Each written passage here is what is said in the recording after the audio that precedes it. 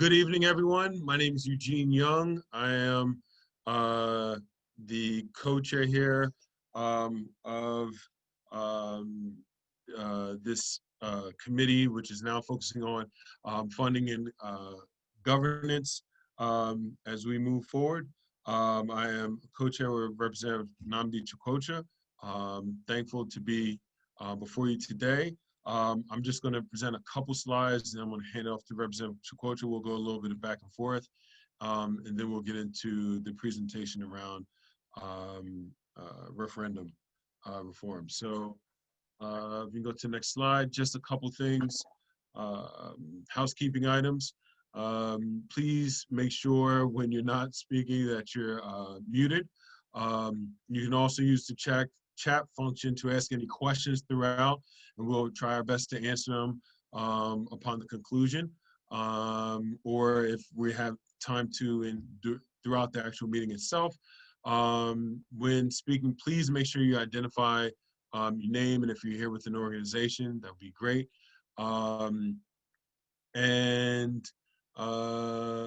Please note this meeting is being recorded, so it can be used for public consumption later.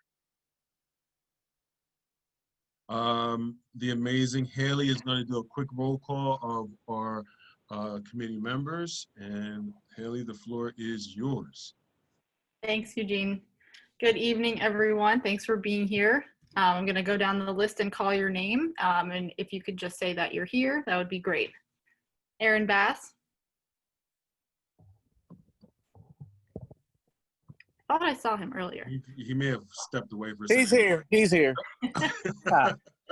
I thought so. There we go. Anthony Del Calo. Chuck Longfellow. Dan Here. Shelton. Oh, Here. okay, great. Dan Shelton. Darrell Green. Here. Emily Falcon. Here. Eugene Young. Here. I see you. James DeShane. Here. Jason Hale. Jeff Menzer. Joe Floor. Here. Joe Jones. Here. Link Holer. Here. Margie Lopez Waite. Maria Matos. Mary Nash Wilson. I'm here. Mike Przicki. Nnamdi Chukwucha. I'm here. Rick Geisenberger. Here. Ted Blunt. Tika Hartsock. Okay, that's everyone. Thank you, Haley. Now, just to give a little bit of guide as to the proposed focus area. As you can see,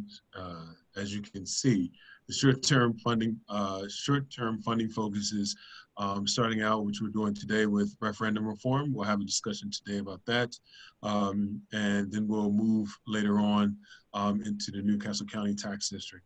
We're working, the IPPA team and other stakeholders are working around the opportunity funds to make sure that we're monitoring, making sure information is transparent, and also CARE Act funds, same thing, monitoring, making sure information is transparent. Long-term focus, funding focus is on the financial needs of high poverty schools, and also systemic issues in the Delaware funding system. Now, I believe I'm passing it over to Representative Chukwucha, who's going to speak a little more about referendum reform. Thanks, Eugene. So, as a consortium, we've been asked the question, why are we focusing on referendum reform?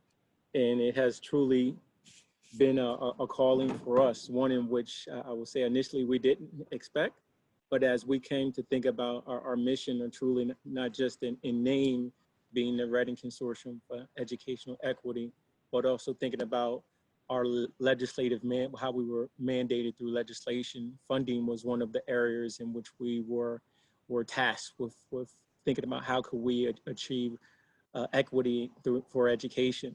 And for all of throughout Delaware, of course, we use the referendum as a way in which to receive funding for our schools. And we realized that it's difficult for districts in order to pass referendum reform. And that creates a sense of inequity. Some schools is more challenging than other districts. And for districts to truly have to make that difficult decision of cutting programs and services when a referendum fails, and not having a steady sense of income to meet the growing inflation costs, and being burdened with that brings us to the sense of how do we create that equity. One of the key things we thought of was really this notion of the sense of referendum reform, how much, I guess in my church, we say time, talent, and treasure in looking at our districts and how much effort is put into referendum reform and referendums for passing referendums. And we believe that if that same energy, effort, and resources were truly invested where they should be in the educational, into the districts themselves and into the educational outcomes of our children, we would truly understand that the need for reform, because that's where these resources should go. I'm not sure if Representative Earl Jakes is on the call. Representative Jakes? But Representative Jakes has been one of the key members of the General Assembly who has championed referendum reform. And for when it really wasn't a very popular ideal, he sought to bring it to the body and to be heard with a piece of legislation prior in 2017. Then again, he brought one back in 2020. So it was a sense for us to really to get a sense from Representative Jakes about the historical, I guess, just the push that he felt within himself and the need, not just here in Newcastle County, but statewide for referendum reform. Representative Jakes, hopefully he can join us if he isn't on the call now. For the next slide. Yeah, I was just scrolling through. I didn't see Representative Jakes, but I'll keep scrolling and just point it out if he does jump on. Okay, excellent. So our next slide is about the deliverables and timelines. As a body, we are set to provide for our full body from our work group to give recommendations at our October 22nd, where we'll be providing an update. And what is our sense of our plan moving forward? We want to begin our work group focus on starting with House Bill 129, which we'll be discussing later, which is the latest bill to be presented by Representative Jakes. We wanted to use that as our base for looking at, and many of the district partners who are on the call participated in the development of that legislation. And we wanted to start there as our base moving forward. And it is our goal to present this again to the full body and to have something that hopefully the consortium itself can agree upon. And then my goal is to take that along with Senator Lockman and the other representatives and senators who are a part of the consortium back to the General Assembly, and to have a bill that we can present for referendum reform when we go back into session in January of 2021.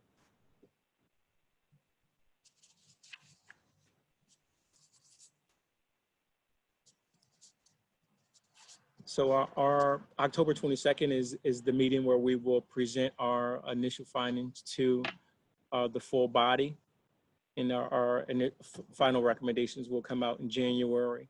And what we're hoping is to get feedback from all of our work group members, as well as having consortium members to participate in the initial recommendations that will go forth to the full consortium, and presenting that at them for the work group members that were interested. And what was for our initial meetings, not only but to have presentations from not only from our initial work group body, but also we're hoping to get some feedback on referendum reform from our district partners to assist us in that presentation on the 22nd.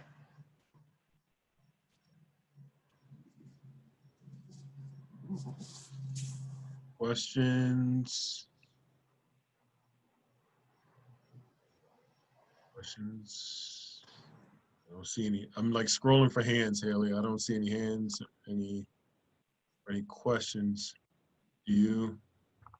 Nope, I was scrolling too. Okay. All right. So scroll for no, we have no questions. And so slide 9, referendum reform. And I think this is this you guys, Haley? Just want to make sure.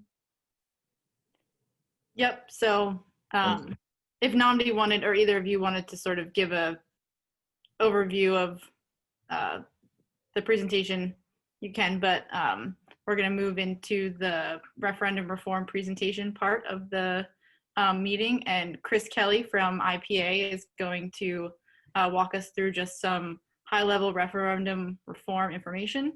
And then after that, we're going to break out into groups for discussion as well. So Chris, I'm handing you the mic. Okay. Hi guys, I'm back again. Chris Kelly from IPA. I promised to be a little quicker this time, so I want to get through this in about 10-15 minutes so we can dive into the breakout groups afterwards so we can hear your opinions on referendum reform. So as Haley mentioned, this is just kind of a high-level overview of referendums, what they are, kind of what their success rate is, and what some recent initiatives have been as far as modifying the current structure that we have. So the question is, what is a referendum? Well, residents of a school district in Delaware have the opportunity to vote to approve or disapprove of tax increases on 2 tax rates. One is the current expense tax rate, which is for the operating referendum. So operating revenue raised for through the operating revenue or operating referendum is used for operational costs such as staff salaries, materials, and anything that you would see in an operating budget. The other type of referendum is a capital referendum, which is used to increase the debt service tax rate, which is used for the construction and renovation of school facilities. So again, operational and capital are 2 types of referendum. It's important to note that all individuals that reside within a school district that are over the age of 18 are eligible to vote in these referendums. And also just a quick reminder that we mentioned this at the last presentation, but there are also 2 other taxes that are included in the school tax that are not subject to referendum, and that's the match tax and tuition tax. And just another note, only the 16 comprehensive school districts are required to go to referendum. The VOTEX are able to increase their local funding through another mechanism, and charter schools receive their local funding from the school districts on a per student basis. So next slide. So this is pulled from the appendix of a recent court case from 2017. This has your statewide referenda success rate by decade from 1980 to May 2017. Now, it's not exhaustive. We certainly, we plan on updating this and getting up to current, up to the most recent information on this. We'll plan on providing that by the next meeting, but we wanted to provide this for some context. Another important note is that this is for operating referenda. So this does not include capital referenda where they're going out to increase the debt service tax. This is Rick Geisenberg. I have a question about this chart. Hopefully you have a chart that shows it 2 ways.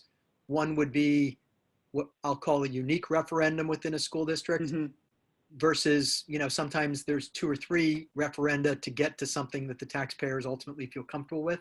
And we should show that too. You know, if 90% of the time people ultimately are able to get it to pass, well, that's just the political process maybe, but we should be able to see it both ways.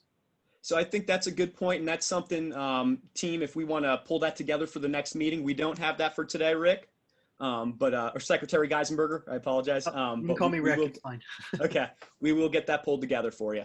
Thank you. Again, this is just a high level, but this is what we wanted to discuss, kind of what additional information do we need to really enrich this conversation and make some good decisions. So, again, I think we've had enough time to kind of review this slide. So this information, again, from that same time frame, this is for our 4 Newcastle County school districts. As you can see, you can just kind of look there. I don't want to belabor the point.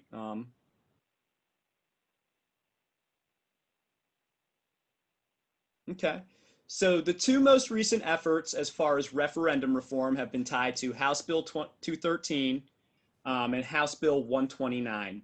So as you can see, House Bill 213 came out in 2017 and it failed to pass. House Bill 129, as Representative Chikochwa brought up earlier, is what we're going to be focusing on in our future conversations. And we'll discuss this a little bit more on the next slide. But again, this was introduced in 2019 and didn't make it out of committee. So just a quick overview of House Bill 129. Sometimes legislation, even in the body of the bill, is a little difficult to interpret. So we wanted to break it up into some digestible bullet points for you. So it allows a school board to increase the rate or amount of tax originally authorized by the election. So what their current tax rate is, yearly, either through a rate equal to the consumer price index as determined by the Bureau of Labor Statistics and Department of Labor. So that's pretty much the, that's kind of, determining the increase in cost of goods over time, or by the, and kind of the rate of inflation, or by the rate of 2% annually, the typical rate of inflation. So whichever one of those 2 items is, let's see. So see, even looking at the bullet points, I need to reread it. So it can't exceed the higher of those 2. So now again, if a school district wants to raise their tax rate over those points, which are the inflation points, right? What are just kind of the general increases over time of the cost of doing business, they would have to go to referendum. So if they want to do a programmatic expansion or something of that nature, they would have to go out to referendum still. And again, just note that this is only applying to operational referendums. So for that, the cost of salaries, the cost of materials, prices that increase over time, just because that's how the economy works. So now this bill also does have some measures in there for changes that may result due to the reassessment of property values in the school district. So, and particularly for our school districts that cross county lines. So I'm not going to dive into the details of that, but it does have some measures in there. And again, another measure included in House Bill 129 was that if school districts were able to increase their referendum this way, it did not authorize the state to decrease their funding at the same amount. So you wouldn't be replacing state revenue with local revenue with this bill. So that's pretty much it. Does anyone have any further questions before we dive into our breakout groups? Chris, real quick, what about capital? Does capital get included, or is that going to continue to be referendum? So I will defer to the chairs on that one because they're kind of guiding for that bill in particular. That was operational referendum, but I don't want to speak for the chairs on that. Yeah, I mean, we haven't discussed it as of yet. As of the bill as it's written, I mean, what we're starting from, it doesn't include capital, but again, that's a point that we will bring up in our further working groups to discuss. Thank you.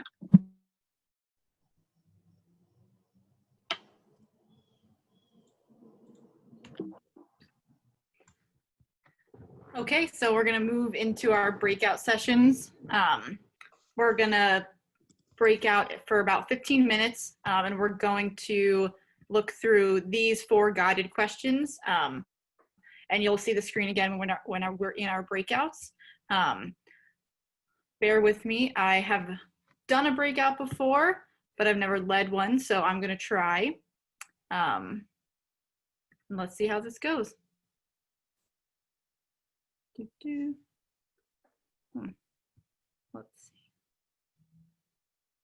see.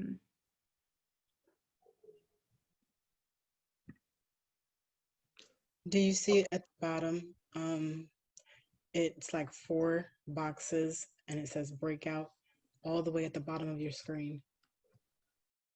Yeah, I see the breakout rooms, but I don't see the ones that you made. Throw the whole Um, back over to me. Okay. uh, Sorry, y'all. and Representative Chakotay, what as far as the breakout sessions, we just have some clarification. It looks like as far as participation in the breakout groups, did we want to offer any instructions on that? For whether it's for working group members or members of the public as well. I can do that. So there's been Okay. some questions if the public can join the breakout groups. You will be included in the breakout groups, but the consortium members, this is the time for only them to speak and to mull over their ideas. The public, we definitely do want to hear your input, so you will have time during public comment to have any feedback, questions, or comments from the breakout sessions. But we do ask that you let the consortium members work during those 15 minutes. Thank you. Alrighty, I'm going to click open all rooms. We've got about 9 people per group, 4 groups. The members of the IPA staff will serve as a facilitator, but there will be instructions once you get in 15 minutes.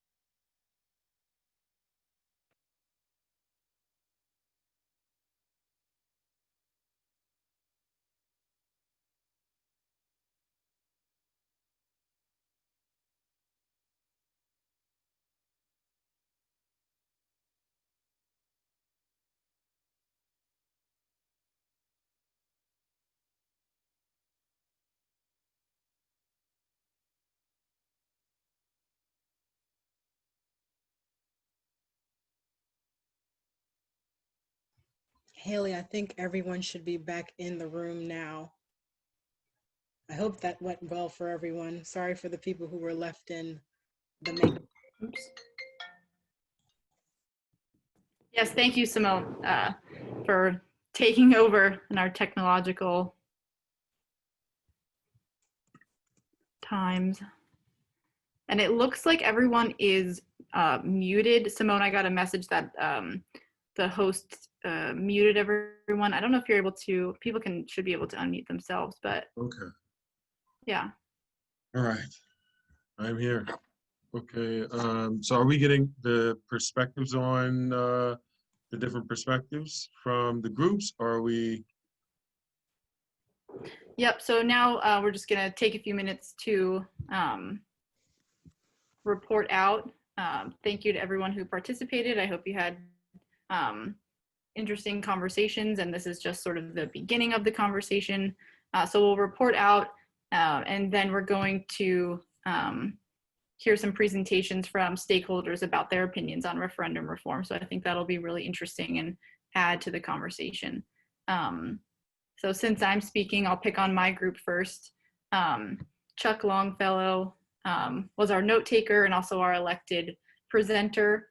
So if he wouldn't mind giving just a few words about what our group talked about, and of course others from our group can jump in too. So the ironic thing about being elected to this is I didn't get to vote. Isn't that great? So just to report out some of the various concepts that were discussed by different folks. What is your opinion on referendum reform? It could depend on your role. Some people might have an individual feeling about it, but might be bound by their organizational obligations. Some boards supported the effort that went out there. Many did not. So those of us who work in school districts, we answer to a superintendent who answers to a board, and that's the life that we are living in here. Some of the folks on the group believe that there needs to be a meaningful role for citizens in the process, and then consider inflation. Some years it's much higher than 2%, so just keep that in mind. Also a note that a lot of time and effort goes into holding a referendum. Anybody who's been involved in one knows that. The group, some members of the group reported that revisiting House Bill 129 might be a good way to start this. As far as communicating to stakeholders, we should help stakeholders understand school funding, understand where the money goes. It is perceived as a complicated system. People want to see how the money's used. Also, part of the discussion is that a school referendum is one of the few opportunities where citizens have a say on their own taxes and fees and so forth. So, you know, that could be a good thing that, hey, the citizens have a say, and it could be, if you're a school district, it's one of the few. So when people are angry about all of their money, taxes and fees and trash bills and all that stuff going up, you know, the school referendum is one of the things that they kind of release some of that frustration on. Another question is there a component that could be maybe isolated that is just economic growth, inflation, et cetera, versus added programming?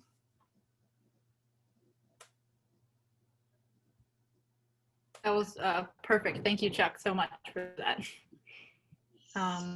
Haley, I can go next for our group, since I was the note taker, and I feel like I'm the presenter as well, so that's fine. So in regards to the opinion in regards to referendum reform, two comments that came up were similar to what Mr. Longfellow brought up, the amount of time, energy, and resources it takes for referendums to get passed is just an arduous effort.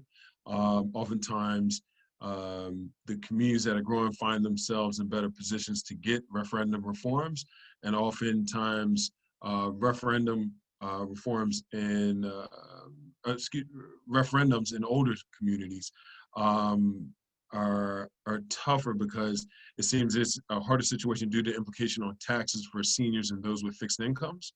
For the second question, it was brought up that HB 129 has promised, but notice how school boards, in some cases, may have pushed back against it because of their belief of a referendum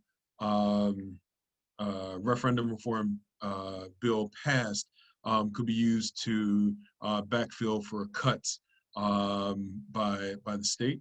Also, it's taken into account that taking referendum away could also take away the voice of the community.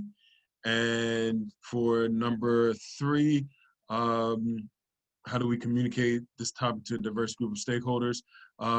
Using some of the methods that have been brought on, essentially due to COVID-19, Zoom, using technology, Microsoft Teams, in order to engage people, where someone can now be in a meeting using their phone. It presents an opportunity to engage with more individuals throughout a district, and also can save time and money by being able to get information digitally using digital means to get information to communities. And the fourth, for the fourth question that was brought up, polls or, and the fourth question was, what other information do you need to make a decision about referendum reform? Polls are information to see what current board members feel about the proposed referendum reforms. Also, what are states doing across the country regarding referendum reform? And lastly, providing historical data that is normalized in order to paint a picture of how effective referendums have been for individual school districts.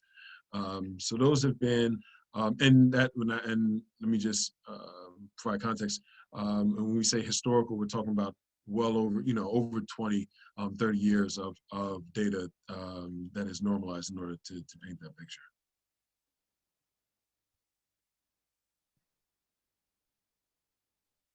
I hope I did my group justice. If I didn't, please feel free to jump in. I will openly admit I'm not the best note taker, so feel free. Sounded good to me, Eugene.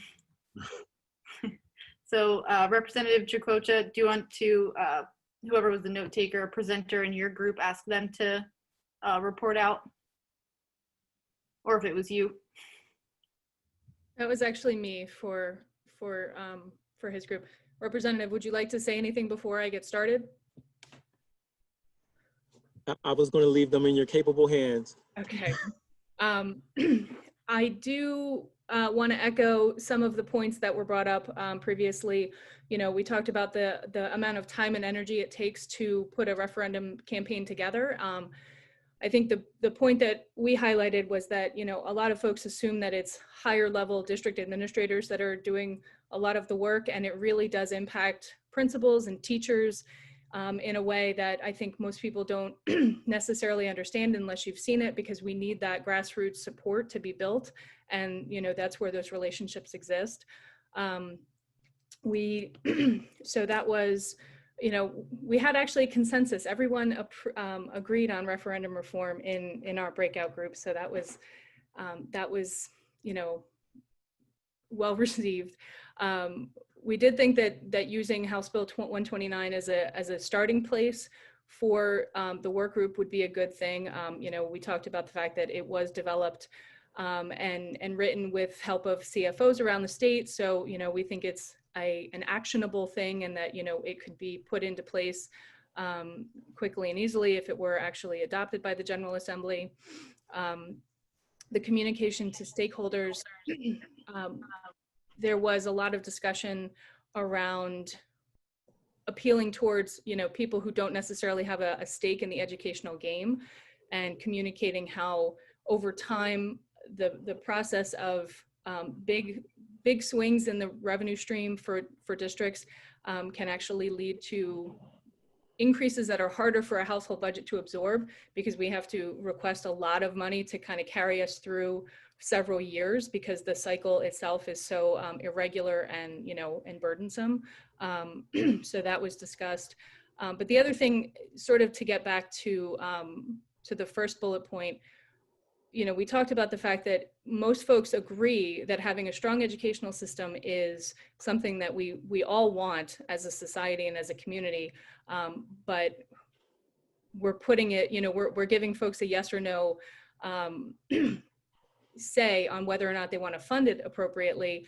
And to Chuck's point, a lot of times it's the only place that folks can say no. So they wind up taking it out on the educational system. And at the end of the day, ultimately who's hurt by it is our students. You know, our teachers might lose their jobs, but the kids are the ones who don't get that time back when, you know, when programs are cut and when teachers, you know, have to do more with less. So I think that captures most of what we discussed in our group. That was great, thank you. I think that was the first 3 groups, so will the last group report out?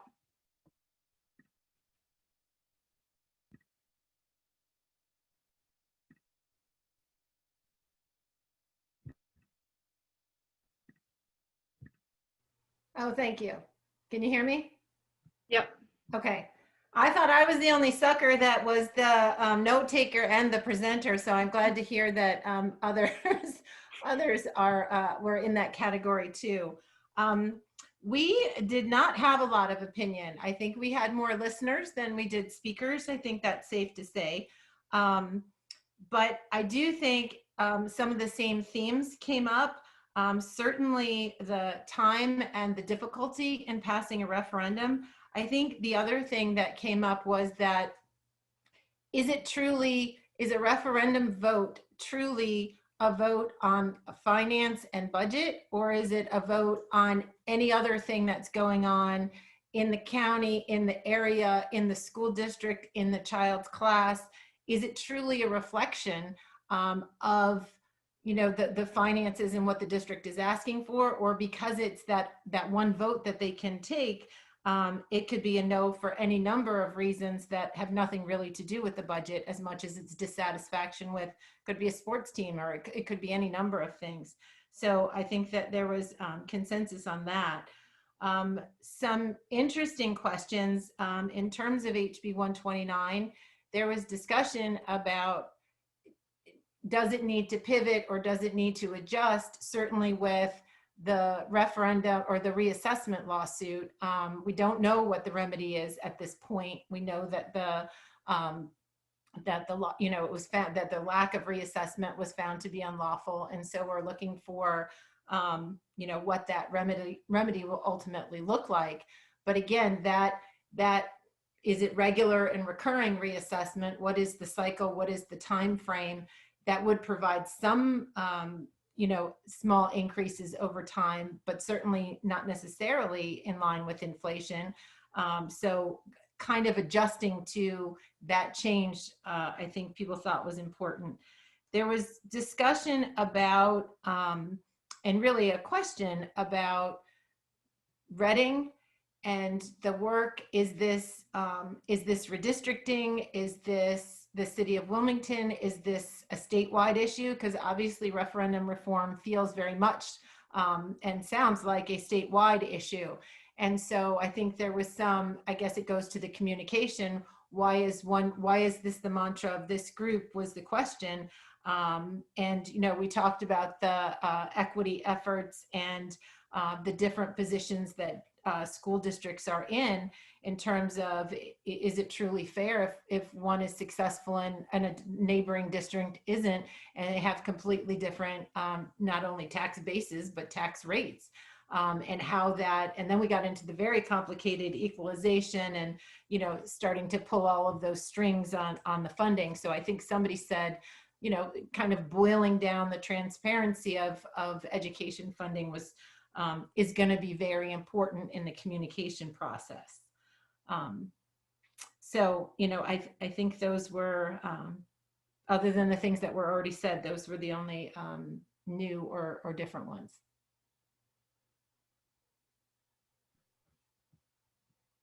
Awesome, thank you so much. That was great. So I think that sort of concludes our breakout and report out section of the presentation. So thank you so much for engaging. And Eugene, I'm going to turn it back to you to introduce the stakeholders who are going to present now. And non, of course. Absolutely. Again, thank you for those, for everyone's thoughts, their ideas, and thank you, Joe, for that. That was really, really great. Thank you for that, for providing that insight. So now we're going to go into different perspectives on referendum reform. And in doing so, we're going to first pass it over to DSEA presentation by Mr. Jeff Tashner, Executive Director of Delaware State Education Association. Mr. Tashner, the floor is yours, sir. So I know that Jeff was also participating in our social determinants work group, which was also scheduled for tonight. I know he was planning on joining around 6 p.m. for this meeting. Who's more important, Haley? Who's more important? I'm joking. I'm joking, please. I am joking. Okay, no, certainly understandable. And so someone someone just said that he's jumping over, so he may be in. He's here. I'm here. Yeah, there he is, Mr. Tasher. There we go. Perfect. Look at that. Look at that. How's that for timing? Absolutely, a man that meets his commitments and jumps from one meeting to another to take care of everything. Really appreciate it, sir. You're here just in time, so I wanted to give the floor to you. Again, this is DSEA presentation. Mr. Tashner, Executive Director of Delaware State Education Association. So the floor is yours, sir. Thank you, and I'll try to be quick and get the points out. Chris had asked if one of us could come on and just share our position, our thoughts around referendum and the challenges that we see it prevents within our education system. So let me start by saying that I think I've been around education now for 20 years, and I think one of the biggest challenges that we have in our funding system is the reliance upon local referendum to try to generate revenue at the local side of the house. I learned from people like John Marinucci, who you're going to hear from, and from Tammy Croce a number of years ago, just how difficult it is for districts, because they're always kind of trying to play catch up. If you just think about from the unit count perspective, we do a count, usually September 30th. This year it'll be November 13th. Figure out the number of kids, the number of positions we need. The state's required to provide funding for those units, but then there's a corresponding portion that is on the district side.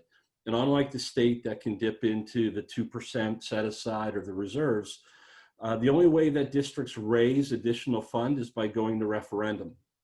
And they can't do that immediately. It may take 6, 9, 12 months down the road, maybe even longer. So they are always trying to play catch up. And when they've got to take from one source or one area in their local funding to be able to fund units or whatever, and then hope to catch up with the referendum, they're creating weakness within their system. It's a tremendous challenge. And it's one that we've tried to partner with districts on over the years. One thing that really came to me, though, probably about a year ago, wrote the Vision Coalition, did a funding convening. They had people there from the Education Trust and the Education Resources Strategy. And it was interesting conversation that day. And a couple of notes I wrote down from the presentation. When they talked about funding in Delaware, because we have a combined state and local, the federal's maybe 7%, but the state and local structure we have and relying upon referendum, they talked about our local sources are less fair and more inequitable. So a lot of the inequity in our system comes from the inability or the relatively different ability of districts to raise funding. If you go back historically with the Consolidation Task Force, there was some tremendous research and modeling done by the Office of Management and Budget, Mary Nash Wilson, on if we were to apply the same rate across counties and generate that based on the tax base, how much more would we generate and how could we distribute that across the counties to be more equitable? And what they said is, while in our system, we clearly have inequities, and this is part of the lawsuit by the ACLU by not addressing things like poverty, children, English language learners, things, the special ed needs of kids, that we have a lot of inequity that comes in our system through the local because of that difficulty inability of generating revenue. So I know my good friend, Executive Director Marinucci, and I don't always agree on this, and he'll have the floor later, but we do believe that one of the biggest challenges we have in Delaware is the referendum system, which requires us to go to a public vote. I personally feel that one of the challenges we have is that because of that structure, the most important vote that many of our citizens feel they take in regards to their school district is the one on the tax rate rather than the one on who's sitting on the school board and making day-to-day decisions to run that district. And I think because we've bifurcated those issues, we've really given the public kind of a, an unfair belief that it's more important how much you're paying than who you're putting on that school board. We need to do something to give districts the ability to raise money. If you read the Vice Chancellor's opinion, he talks about how our system is broken, how districts, can't basically keep up with the cost of living when we are not reassessing property. And DSEA is all for exploring the possibilities of coming up with a better system. I have many personal ideas I've shared with some people on this call. I'm happy to engage in that, how we could have better structures. But it really is one of the things that causes us to be unable to meet the needs of all of our children, but more importantly, unable to meet the needs of many of our children who live in poverty or in districts that are just really strapped and challenged to try to raise that local revenue. We've tried to address it by partnering with districts, which is not always the usual relationship, but we engage with them many, many times to help them run campaigns to pass revenue votes. We've done it with Woodbridge, Indian River, Christina most recently, Capital years ago, just about all the districts. And I mean, we are long past due the time in Delaware we dig in and do something to change this. So simply put, we think it is a huge problem. The system is broken. Something needs to be done. I'm really excited that the lawsuit was filed.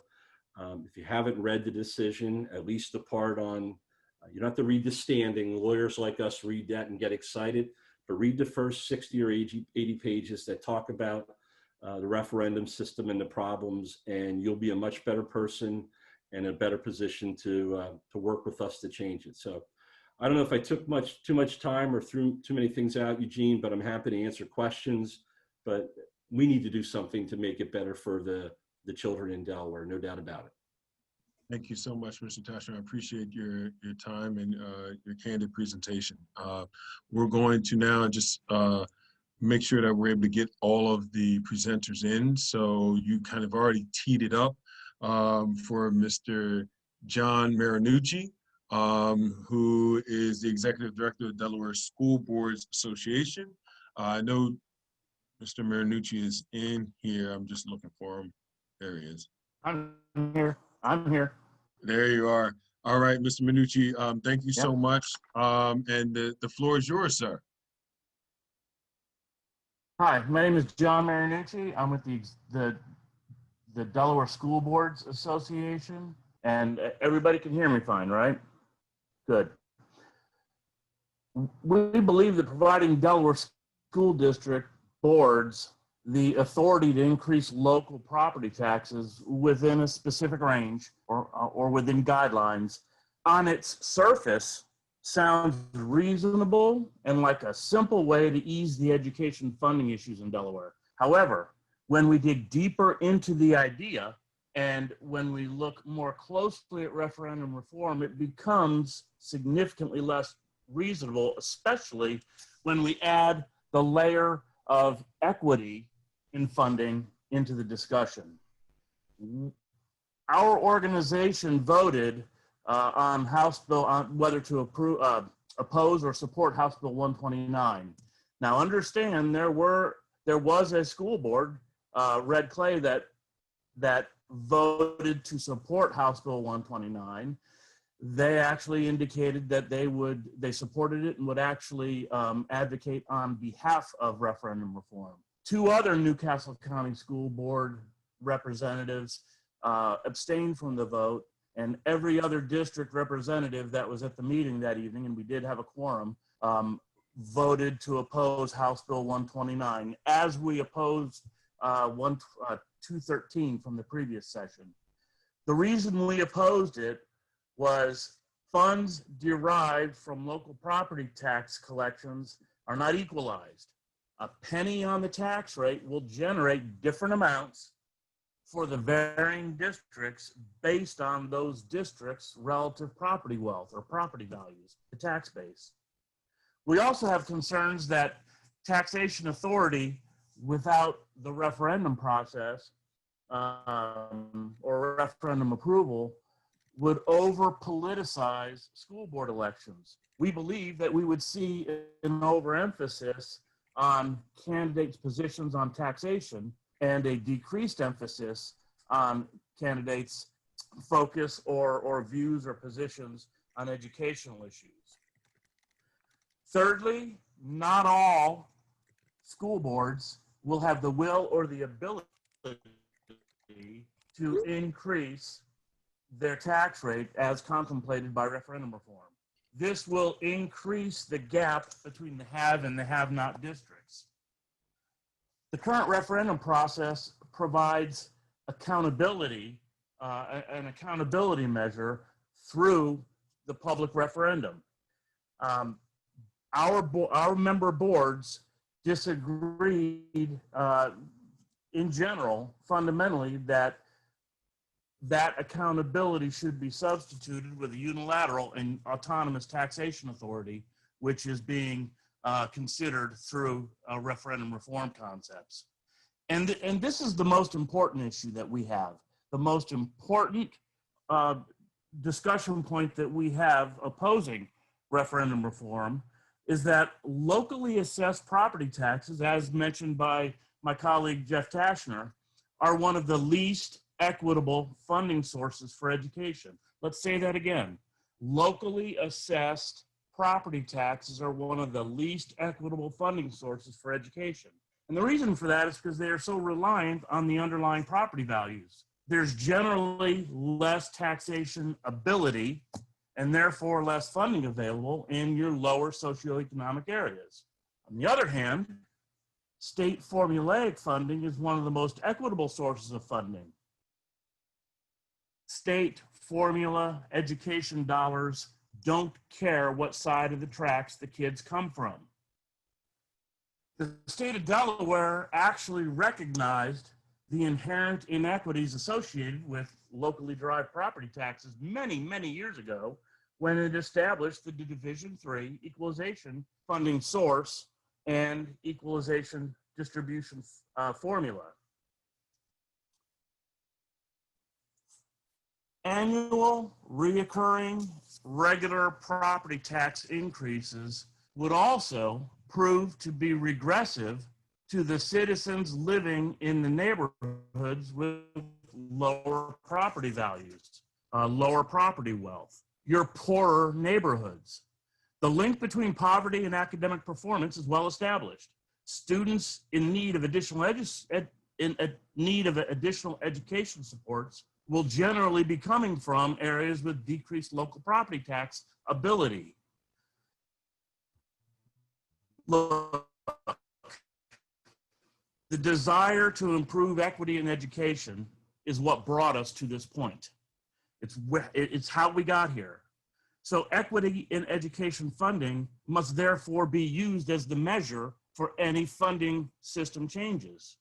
The Delaware School Boards Association members argue that it's wrong-headed to increase the reliance on a funding source that is inherently inequitable and inherently regressive.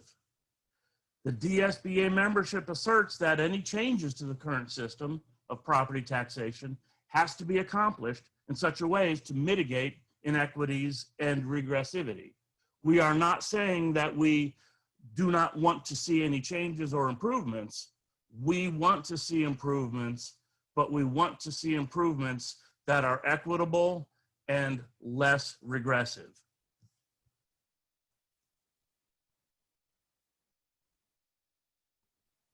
Thank you so much, Mr. Marinucci. Really appreciate your time and your presentation. What I think we're going to do, because we're getting a couple questions, how about we'll have our next presentation, and then if you put any questions in the chat for the presenters, we may do like one for each presenter or two for each presenter, and just more, we can answer them kind of quickly. But I want to get to now to give the floor to Ms. Floor for the CFO presentation. Ms. Jill Floor, Chief Financial Officer of the Red Clay Consolidated School District. Ms. Floor, the floor is yours. Thank you. I'm Jill Flory. I'm the CFO for Red Clay. I've been there I failed to give an introduction of myself before, so I feel obligated to do it tonight. But I've been there for 14 years, and I have 3 children. I'm a taxpayer in the district where I work, so I, live it and breathe it as well as work it. I made a joke last time, which isn't really a joke, but when the committee was talking about referendum reform, you had the CFOs at hello. We are finance professionals. We are not politicians. And so our purpose is to provide financial data for, administrators, superintendents, school boards to make decisions. And universally, the 4 on this call all have children and are living it as well. But professionally, universally say, what is the thing that's most needed is a regular, predictable source of revenue. And so the ability for a system to plan, prepare, and adapt to the changing needs of children, and our enrollments change every year, and all of that, but on a system that's essentially each year has less than it did before. And we've talked about, last meeting, we've talked about the lack of reassessment. So it seems like progress is happening there, certainly with the lawsuit, and the outcome. We'll see what the remedy is, but we're looking for that. I think there's a slide in here. Do you have that, Chris? But I think, and thank you, Chuck Longfellow. This was the slide that he shared for me to share, but it's simple. And that's where, I think sometimes, people think that the CFOs, have magic wands and tricks up their sleeve, and it's pretty simple. But explaining it sometimes can be hard. And that is from point A to point B, our expenses go up, but our actual funding to meet those expenses stays the same, or in many cases declines, because there are property assessment appeals. So it's as if you were talking about your own income, it was as if you were getting a decrease in your salary every year, because things are everything else is going up, but your income is actually going down. And so what happens with the referendum cycle is that we'll plan for 4 years or 3 years, or whatever we believe that we collectively as a district believe that the political will be enough to pass.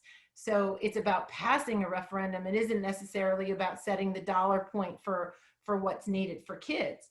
And I think the critical thing in seeing this is that every referenda, every request for funding is based on providing support and services for students. It's about the students. And so every time a referendum fails, it means we are not providing at the local level or collectively between the state and local funds, we're not providing what we said we needed to provide for kids.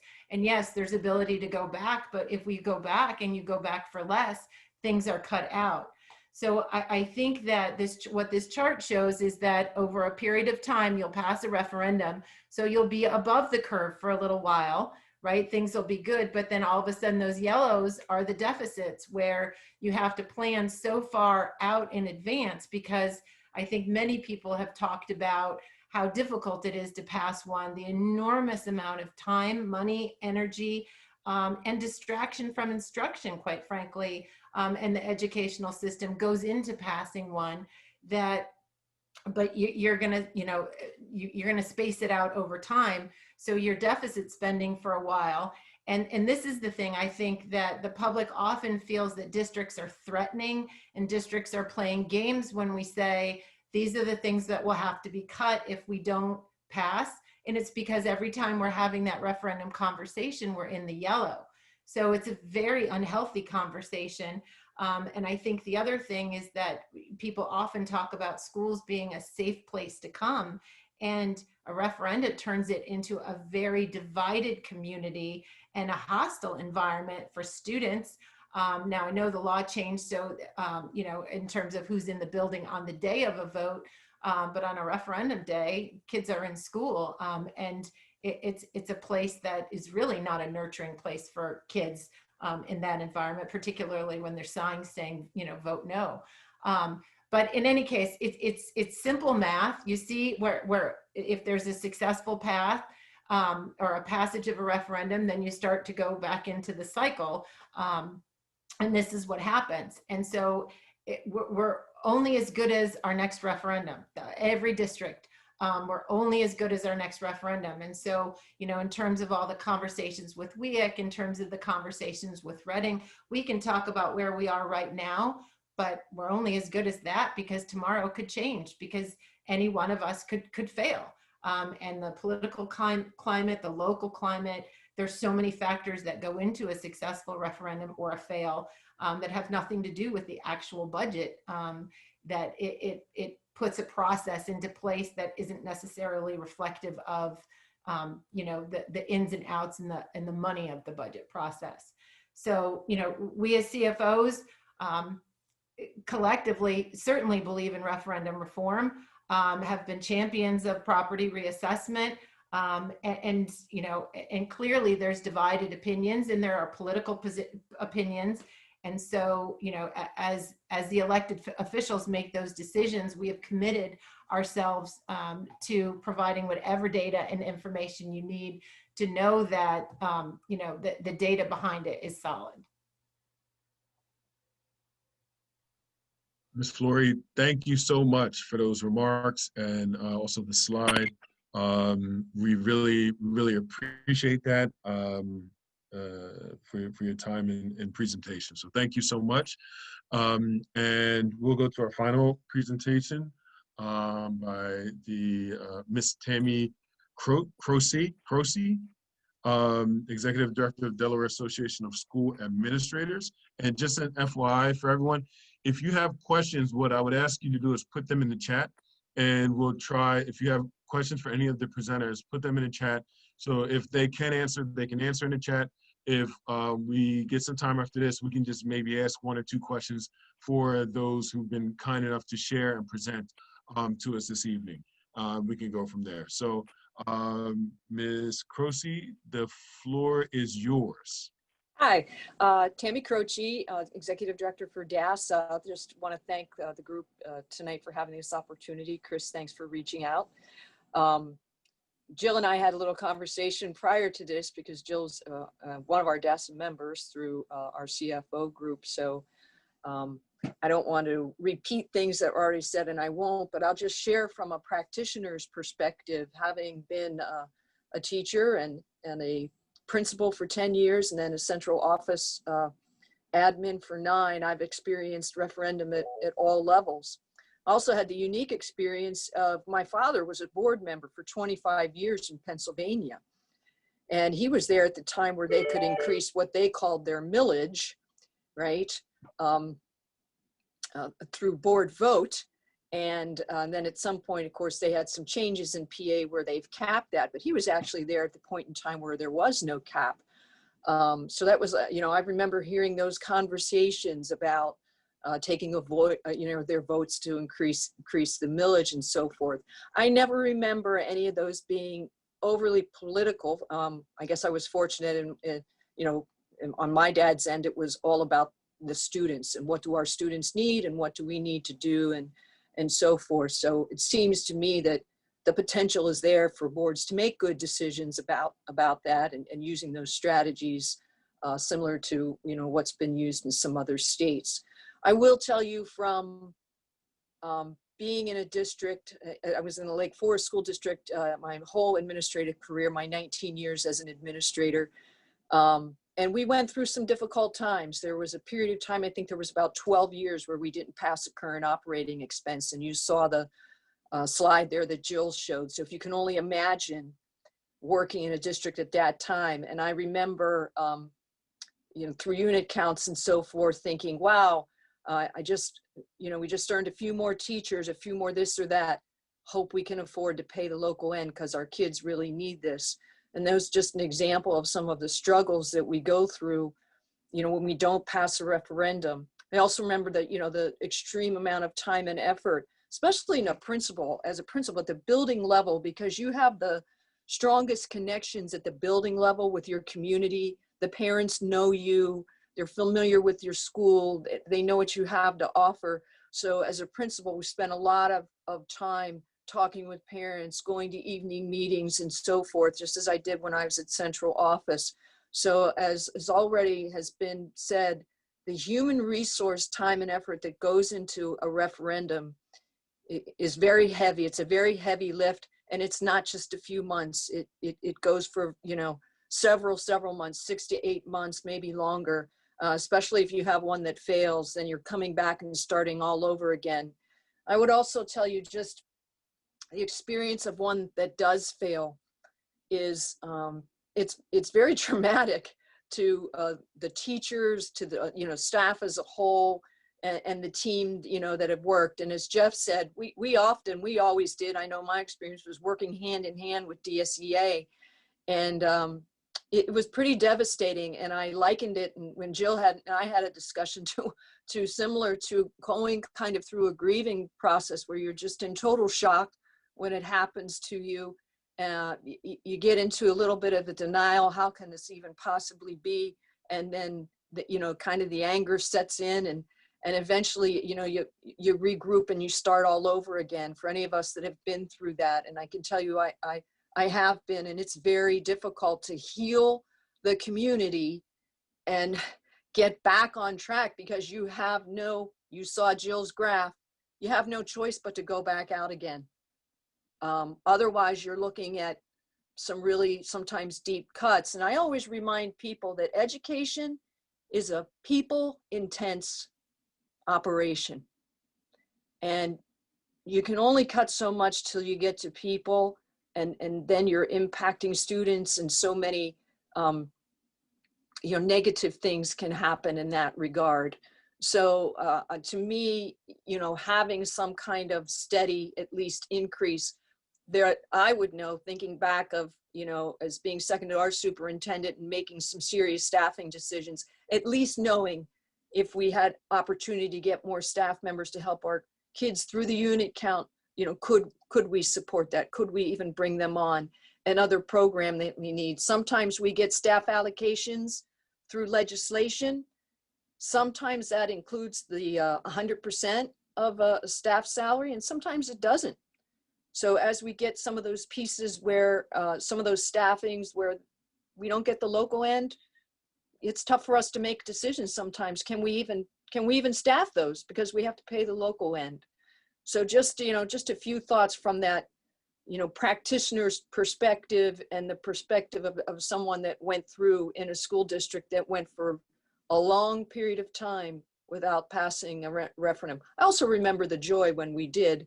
That was very good, but difficult times when you don't. Thank you. Ms. Croce, I just want to say thank you so much for your presentation. Very insightful and timely with, you know, the conversation that we're having right now. So again, thank you so much for your insight. Now I want to open the floor for questions based upon the presentations that have been made. If you do have any questions, I would love if you could put them in the chat. So also we can keep a record of what's most important to a lot of our public stakeholders as well. So please, if you If you have any questions, please put them in. 129. And please, if you could be specific as to which presenter, or if you like care for all. We're just going to give a couple minutes or seconds for questions, and then we'll go from there. Gene, while you're doing that, this is Jeff. There was something in the chat that referred to the process in Maryland. And one of the things that I wanted to elevate for people on here, you know, we have a funding system in Delaware, but we have no systemic way other than our annual legislative process and budget process of really making sure that the funding system we have today is the one we need for the needs of the children today. So folks alluded to some of the work in Maryland, the Kirwan Commission. That is through regulation that requires them to review their funding system and make recommendations every 5 or 10 years. And one of the things that a number of us have talked about is lacking in Delaware. And I know there are a lot of legislators looking at the participants out there, is some way to set up a group that outside the annual legislative process, or somebody brings a bill or the budget process, to really take a look every 5 and 10 or 10 years and say, is the funding system we have in Delaware the one we need for the needs of the Delaware children today? So example, we have very little direct funding in our system from the state for technology. And I'm sure Jill and other CFOs could jump on and tell you the challenges they have in funding technology and funding technology support systems. And even some of the work we're doing around the needs of our children, the trauma they face and the challenges from living in poverty are things that are not really covered in our system. So some way to structurally review the funding every so often to make sure it's what we need would be a big step in the right direction. So I just wanted to throw that out there for people that may not be aware of that. Got it. Thank you so much for that. I really appreciate that, Mr. Teschner. And one thing that I'm gonna jump on one question because it's for all presenters, and then I have a specific question to Mr. Marinucci. So for all presenters, and then after that, we can just jump into Mr. Marinucci. But before we can do that, please, if you're here to provide, if you want to provide public comment, we'll be doing that right after this. So please do not go anywhere. We will be taking your public comments, but I just want to just get these amazing presentations that we had. I want to make sure we're able to get some questions answered. So first question I have is from Senator Del Colo. For all presenters, is there a consensus around the idea that reassessment would need to occur first prior to referendum reform? Can you elaborate on your views about the relationship between the two? If someone cares to jump in, please feel free.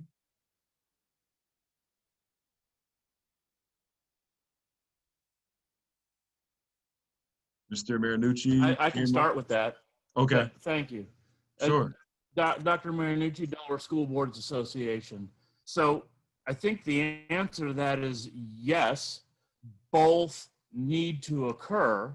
I'm not saying referendum reform needs to occur, but I am saying that we have to look at the process by which education is funded in Delaware and find a mechanism that is not simple just to generate more revenue, but is equitable and less regressive.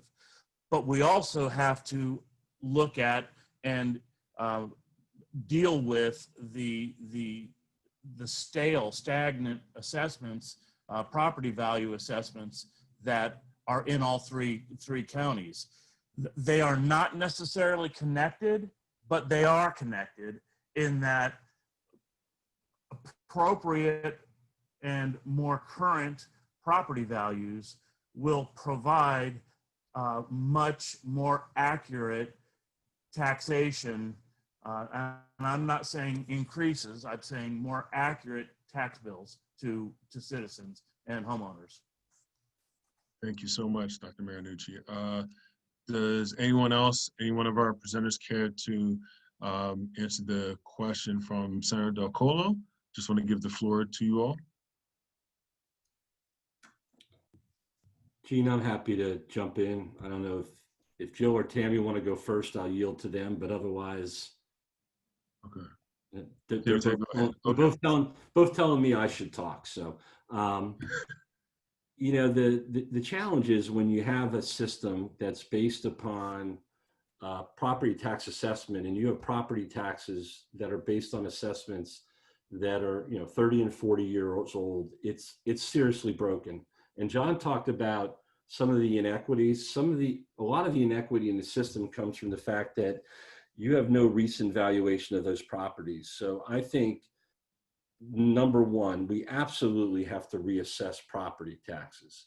And the fact that property values, and the fact that we haven't done that, I think for so long, is what's generated conversation around referendum reform.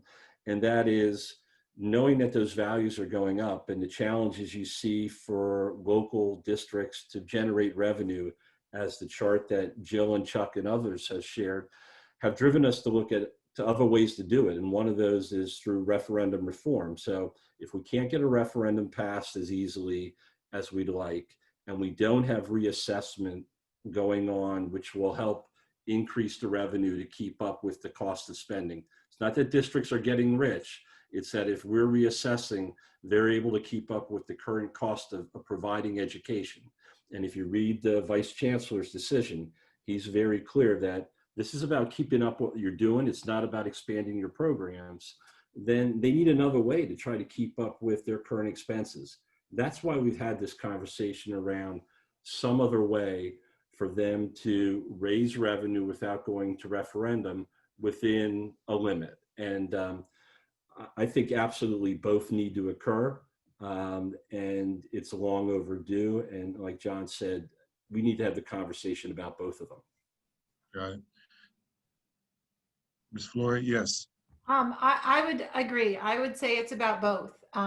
You know, while reassessment is, you know, certainly welcome. Well, we fought for it for a long time. It's not a one size fix. And the part of the problem is there's a number of things. So there's inflation, but districts, as you know, or many of you know, have fluctuations in enrollment too. And so in our district, we've seen tremendous growth in special education, and our population has been increasing. And so even, you know, a regular and recurring property reassessment that what might give you, you know, the 1 to 2%, well, you still have to factor in growth as well. And so every district is going to be in a different situation in terms of how many kids are moving in and how, you know, how many you're serving. So I think you have to have a multi-pronged ability to address and serve those needs. Thank you so much for that. Thank you so much for that. Okay. Ms. Croce agreed. So I will, what we're going to do now is, because we're running short on time, I saw that Representative Paul Baumbach had a question posed for Mr. Marinucci, but I think you said we're going to, I will follow up with you on that to Representative Baumbach's question. Okay, so what we're going to do is, because we are running out of time, we're over time, and I want to be respectful of everyone's time here. So we're going to go to the next slide just to make sure people know about our upcoming dates. October 8th, 2020 at 5 to 6:30, the next Funding and Governance Work Group meeting, and then November 5th from 5 to 6:30. And our next Reading Consortium full body meetings is going to be on October 22nd from 5 to 7. The Funding and Governance Group will not meet on 10/22. And we are going to go to the public comment. And before we go to the public comment, I just want to thank my presenters again for taking the time, because you did not have to. You came out and you gave excellent presentations for our group. I would ask that you, while we don't have enough time to have any further dialogue, please feel free. I see a couple questions in the chat. Some of the community members would love to get some of your thoughts and ideas based upon your presentations in the chat. So please feel free to do that. And we will find a way to continue this conversation with you moving forward. So for public comment, what we're going to do is we're going to do 2 minutes.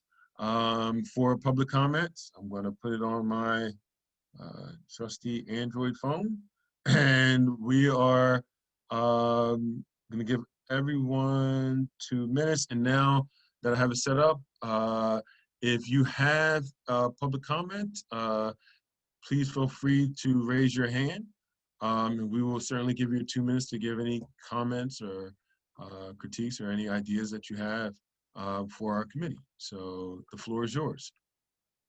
I have Mr. Is that a hand up or is that a clap for Mr. James Berry? I just don't know. Just want to make sure. Mr. James Berry, was that a hand up for public comment? I don't think so. Okay. Yes, it was. Yes, it was. Thanks. Perfect. All right. I had good eyes this time. Hi. So, Mr. Berry, I thank you so much for providing public comment. You have 2 minutes, and the floor is yours, sir. Hi. Thanks a lot. My name is Jim Berry. I'm a parent of a child in the Christina School District and also a child in Odyssey Charter School. I really appreciated all the presentations. I think this was a really good discussion. I have a question, more or less a question for the CFOs. My understanding is that personnel cost inflation, so the cost of salaries and benefits, is bigger than 2%. And so my question is whether HB 129 would actually be able to keep the lights on without continued referenda if that was the only thing that was in place. So whether 2% is enough to keep services at the same level, when my understanding is that personnel cost inflation is bigger than 2% and the largest cost of the school district is personnel. Thank you. Thank you, Mr. Berry. I would welcome any of the presenters, if you care to answer. You can do so in the chat, just because I don't know how many other people. And is that fine with you, Mr. Berry? Perfect. Okay. So please feel free, if you would like to provide comment in the chat for all the presenters, please feel free to do so, because we're a little short on time. Does anyone else have, you have Oh, did you want me to answer or no? Do it in the chat. If you can answer in the chat, because I just don't know how many more public comments we have. Thank you so much. Appreciate that. And do we have any more hands raised? I'm scanning the chat. Haley, can you scan the? Yep, I'm scanning too. Just to make sure that we don't have any more hands raised. All right, I don't see any. Don't see anyone. Neither do I. So, Ms. Flory, if you care to answer this question, without having to write it in the chat, I'll let you get a quick minute to do so. If we don't have any more public comments. So the floor is yours. All right, I was typing away, so if I accidentally hit a half a sentence, sorry about that. I think the thought was to, certainly you hear that there's a lot of, uncertainty about the school board's ability. There's also, the citizens, I think, have some distrust sometimes in the school districts. And so the idea was to not have this blanket, the districts can raise as much as they want to raise. And so, whether or not it's CPI, whether or not what you set that as, I think the original recommendation was CPI, but it was basically to assure the public and the General Assembly that there wouldn't be runaway budget growth, right? And there's different ways of doing that. Can you say it won't be more than 8% over a 5-year period? Or so the answer is it depends. Certainly there's going to be years where it's more than 2%, less than 2%. I would say that I think my CFO colleagues would agree it's better than zero. It's way better than zero because it provides some, certainty, and on certainly on the larger districts in Newcastle County, 2% is significant.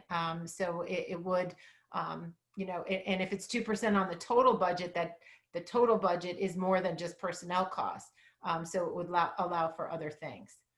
So that's my 60-second answer. And if I could just answer quick too, because Mr. Berry's question was directed at salary and benefits. Just want to make sure that folks are aware. the major portion of salary is paid by the state. So districts, in theory, if they negotiate with educational employees, teachers, that local money is covering theoretically 30% of the salary, 70% of it's coming from the state. And then the benefits, healthcare, the state pays the cost of the employee share of healthcare. I actually sit on the State Employee Benefits Committee that manages that fund. And that ranges anywhere from, it's like, I think about 87% of cost up to 94, 95. Locals only pay the cost of healthcare out of local funds if that's something that's been negotiated in a local collective bargaining agreement. So I know when you look at education and you think it's like Tammy said, it's a people business. We need folks to be in schools and in classrooms with kids, and the biggest cost is salary and benefits. But we also need to understand that the biggest part of the revenue for paying those salary and benefits comes from the state. And when we're talking about referendum and generating local funds, that's only paying the local part, which is still the largest part of what they do, but it's not everything. So I just wanted to put it in context for you. Got it. Got it. Thank you so much for that. Again, I want to just highlight a note. Thank you so much for that, Mr. Tashner. I want to highlight a note that October 8th at 5 to 6:30 is going to be our next meeting. I want to thank you all for coming out. Thank all the presenters, all the people who made great comments and brought up great questions. Senator Sturgeon, Representative Baumbach, the IPA team. Also, I want to give it to, before we close out, my amazing co-chair, Representative Chicocha. Do you have any closing words before we close up?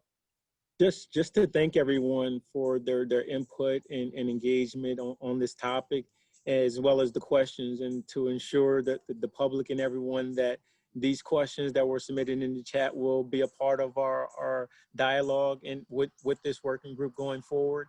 And I will press one more time to ensure that we get the chief architect of these bills, Representative Jakes, to join us, because I think his sentiment is one is a well regarded, and one, and since he understood the commitment that is needed for our children, and being the chair of the Education Committee in the House, he understands the need, and he's looked at it from both sides, both as a legislator as well as being a citizen, and what it means to have a income impacted and dealing with veterans groups. I mean, he brought a lot of perspective into the conversation. So I just think that that's very important. So, but again, I'd like to thank everyone for their engagement and involvement this evening, and we're looking forward to continuing engagement at our next meeting on October the 8th. All right. Thank you all so much. Wish you all a wonderful evening. Stay safe, and we'll see you all on October the 8th. Thank you all so much. Have a wonderful evening. Thank you. Hey, Eugene. Yes. Are you going to be on the planning meeting tomorrow? Because I was going to mention something now, but I might mention then for our next meeting. I didn't want to hold everyone since we're so far over. I will be on there. I'm jumping between two meetings tomorrow, but I will be on. I'm just trying to figure the timing out. Okay. We are still having our planning meeting tomorrow too, right? 10:30. Yep. Okay. 10:30. So yeah, so we can discuss it then for our next meeting. Okay. Sounds like a plan. Thank you. Thank Thanks, you. everyone. Good night. Good night.